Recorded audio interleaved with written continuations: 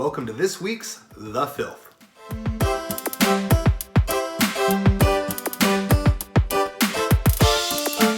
The Evo Kid is short for Evolution Kid, and an artist named Peter Wansowski, dear friend of the band, drew the mascot way back in probably the late 90s, and he's been our mascot ever since. I don't know much more to the story than that. He was holding the Pez. He had the blonde hair. I'm not sure if I was bleaching my hair then. A lot of people think that the mascot was in homage to me, but yeah, Peter Wansowski drew that, and he's still drawing. He did our latest album cover, Silver Linings. Hi, Peter.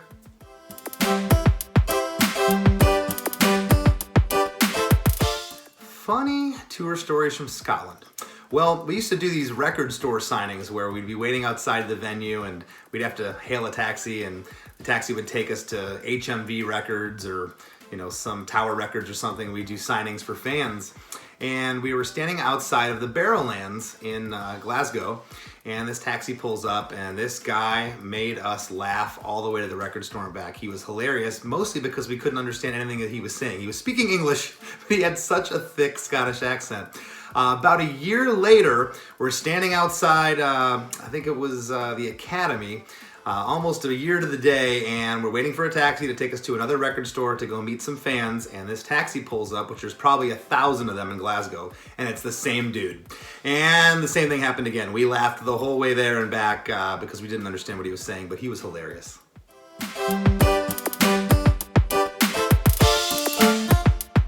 Sober? None of them. Drunk? All of them.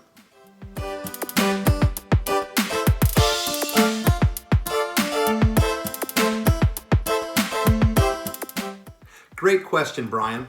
I think that anytime you start analyzing songs in a different way, it's going to have an effect on your songwriting. So I would certainly hope that it works out for the better, that my songs get better by critiquing and analyzing all these songs. It's been a wild ride to dive into the songs and really look at the structures and the thought process behind them. It's opened my mind up a little differently for songwriting, and hopefully it works out for me.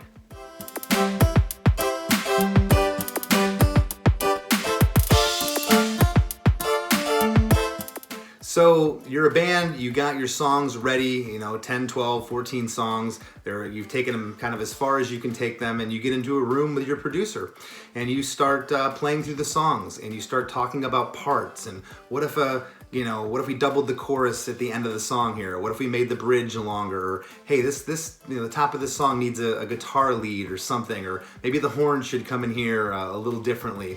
So you're pre-producing the album before you actually go in to record it. So you're cutting out a lot of the work that you'd be wasting your time in the studio doing. So pre-production is integral to saving time in the studio and getting down to brass tacks and what's important when you're finally in there under the microscope and recording.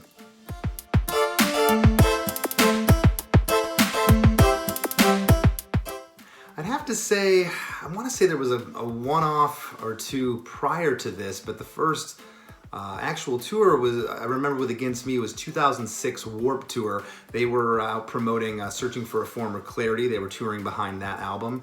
And of course we knew them from the Gainesville days. They're a fellow Gainesville band, but Warped Tour 2006 was the first time I got to spend some extended time with Against Me, and we love each and every one of them. They're dear friends.